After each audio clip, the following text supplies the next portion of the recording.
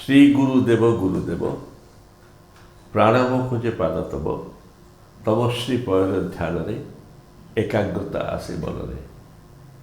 When translated in English, it means, O my Guru, or my Master, my heart ever yearns for thy feet. Whenever I concentrate or I look at thee or meditate on thee, my concentration gets focused. Otherwise, it doesn't. That's the basic meaning. Over a process of time, up to 2010, 4 volumes are produced, and now there are 8 volumes consisting of more than 34,000 lines in the same 9-letter meter.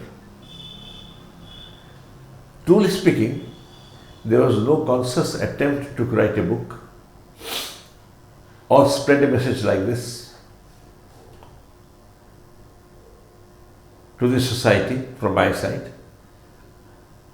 I was writing it out of sheer happiness and inner pleasure that I was getting when doing so, in memory of my Guru and our interrelationship over a period of decades or more, few decades. I call it not Bhagavat but Bhavagat. Bhavagat means that which emanates from as the emotional flow. It would be wise for me to tell you now from the beginning that it's not any Guru specific, including my Guru Sri Shirdi Sai Baba.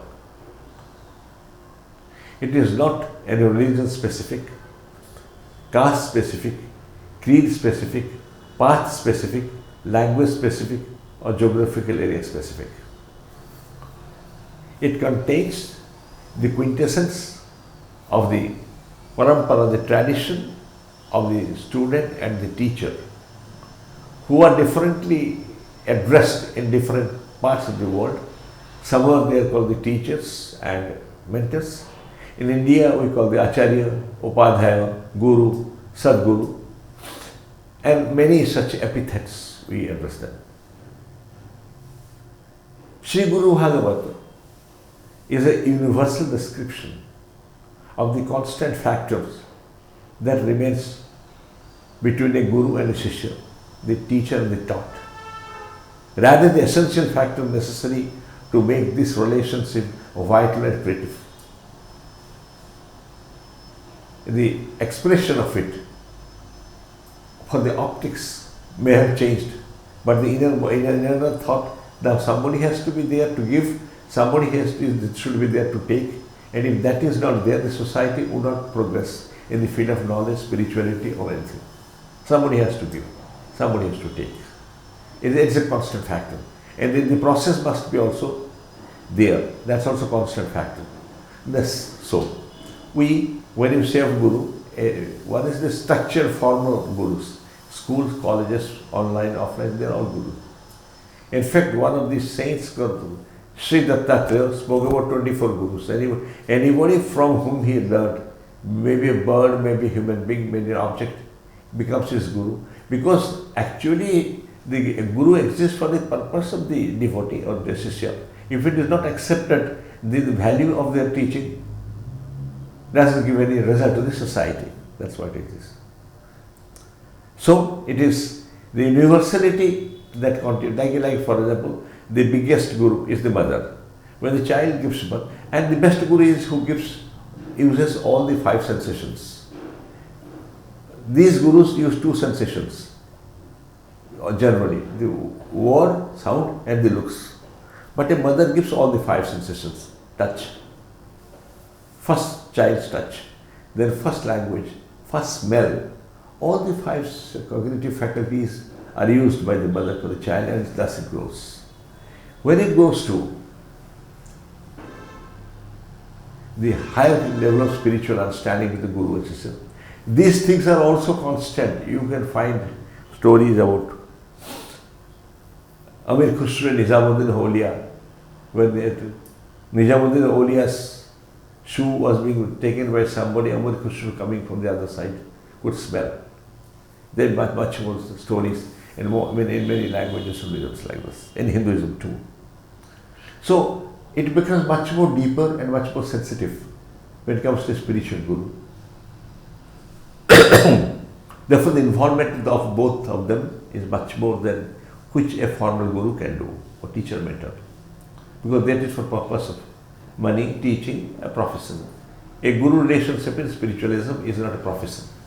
It's a lifetime commitment to create a disciple who will carry on those spiritual thoughts and ethics for the next generations. It's a different situation now. Therefore, it's a very important matter. So what Guru Bhagwat says, that one must therefore understand today's modern world has to understand the types of gurus are there. The good ones, the bad ones, the actual ones, the non-actual ones. And among them, the Sadgurus, spiritual masters. And know their spiritual roles exactly. Roles that they are giving the Diksha, roles, spiritual roles. How do they train their disciple? How are they so compassionate? How do they tolerate so much like a mother and yet give them everything without a return? Mother is a factor without a return. So the Sadgurus, in the true sense of the term, call it Sri Vivekananda, Ramana Maharshi, Sai Baba, Sri Sai. It was always without a return, giving from their side. True love doesn't need returns. Normal love needs reciprocation. That's the difference. In normal love, you want reciprocate. If someone doesn't, so many love marriages fail. But in true love, in devotional world, it doesn't need reciprocation. It is just giving to surrendering. Atma Samarpana, what is used there. Guru Bhagwat clarifies many of these words like bhakti, bhava, samarpana, and that we use. And sometimes they are so complex that people do not understand. They don't understand what is these words actually, not the essence of it. Although they have an apparent feeling, they have actually understood it. But actually feeling of the feeling is not coming. The sound of the feeling is coming to the ears, and we say, yes, I am surrendered. Surrendered, rendering more than like surrealism. It also says now, it addresses 2-3 things more than that. All this, like chapters, chapter-wise chapter, what to do, what not to do. It gives all Mrityu Vidya, the science of death and what it means. It also speaks about how will you worship a deity, how will you worship a guru, how to get the best out of a guru, and how many types of feelings are there. People emanate or reflect to the guru, and how there have been exceptional gurus, about 7 of them, with exceptional devotees, which can be taken examples to be followed and done, and followed and imbibed those qualities. So, again, what I ventured is exactly wrote this Guru Bhagavata in the light of the changing times. Like Corona, we saw the changing times, it was shaken the world. In the changing time, how do you actually, what is deliverable of Guru Bhagavata to the next generations? Our generation is fine. What about the next generations? So those deliverables are spelled out. How these children who are with bombardment of so many thought process, so many concepts through society and internet, also open to so much of theories, concept, words, sounds, personalities, characters, be given the right lead, given their motivations and their proclivities and their mental proclivities to do a thing. Some child wants to be an atomic engineer, atomic specialist, atom specialist, physicist. Somebody wants to be a writer. Somebody wants to be a poet. So there are various things to do. But with all being there, what is it they should take care of? For that constancy within themselves, a personality. So that whatever they get, they produce not only for themselves, but also for the society, for the family, for the society, for the kutum, we use the word clan. for others. That is the issue, because nobody in this world has created himself singly and will also go singly. It is all a composite, interdependent situation. Even the person who gives me food from the market brings me here also. As to qualify this or to explain this, let me also say the example, sometimes oft repeated maybe to seem hackneyed. Like I see the light under which I am sitting there. Somebody said, we are very happy with the bulb actually, it gives lights. It gives the light. But that's the bulb who gives light without any other support. Well, it is holder. Without holder, it won't be there. There is a wire, goes up the switch. The switch has to be switched on. It must go to the meter. From the meter, you go to transmission wire, and then the producing station. Any one breaking, disconnecting, the light cannot come. So, each of us that are built has come to many such connections in life. If one of them is broken, we may show that we are there, but we are not there. That is one thing how to do it. And in that case, the role of the parents and the house is most important in Indian context. And therefore, I have written much about how to keep the family and the kutum or clan together, society, so that society is a better place to live tomorrow. That's process there. And there is also prayer on the father and mother, because if we don't learn the gratefulness from the spot in which we were evolved qualities, then we cannot definitely grow it for others in an artificial manner. That's one thing. Number two, I have also ventured to give the blind faith. People, times have changed, the type of faith that used to percolate into the society and pervade the society is no more relevant. They are samayanitita, kalatita as you call it in Hindi. They are no more relevant. How to get out of this? How the children should get out of this?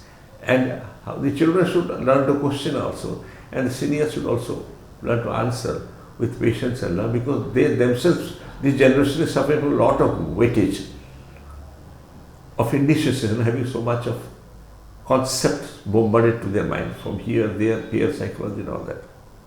This is one thing. And next is, among them, not only the with all this, how to know about our culture. Let us say, while respecting the culture of all others, without dishonoring, denigrating the culture of other societies or groups, we should preserve our best of our basic culture. If you say India, the basic culture which is spread internationally is of course Vedic and the Yogic. That is the basic that have already gone. How our ancient Mahabharata, starting from Afghanistan to Burma, Ceylon and beyond, had affected the society, how did it go, is our culture. Our zero concept given from Aryabhat from here. Veda has been considered the best scientific language for which can be introduced, I think, in the computer science language, because most scientifically done. And also, our Vedas, the oldest literature, oldest literature in the world. Many things in which you are out of the Vedas comes the Puranas and the Sangitas. One part is yoga, what the world is now following, because that is a necessity from here. So these are the contributions of this country, and we should imbibe the spirits to contribute to the next generations, in spite of feeling bad that we are not as rich or as opulent as many other countries. We are rich in tradition and heritage, and that is what Guru Bhagwat teaches. Because Gurus not only how to live a life, but also to maintain the culture given by the forefathers, and that is very, very valuable. We must maintain. So now that it is like a Jana Sahitya, Loka Sahitya, but it's literature for all. It is not mine, and I pray to my master to ensure that let it go to their hearts, and then they sing or listen to it and understand things, and let the blessings of the master or the God fall upon them for doing so. So so many people have been so many things. Bhagavata 2 years is going on. Somebody singing in a group, single. Somebody is explaining Bhakyan, what you say. Some pala dance form. Some drama is going on. Lot of literature is coming on Guru Bhagavata itself. And periodical episodes in Bengali, Punjabi, Bhojpuri, Hindi, and many things have already are there available on the internet. YouTube is full of it. So I cannot speak on all things. People who are interested may like to go through there, and we've got people who are busy in seeing that Guru Bhagwat essence percolates to others, and that is the satisfaction I get. It is like prasad given by the Guru to me, and I am given to distributed among all his devotees for all times to come. Jai Shri Gurudev, Jai Shri Jagannath.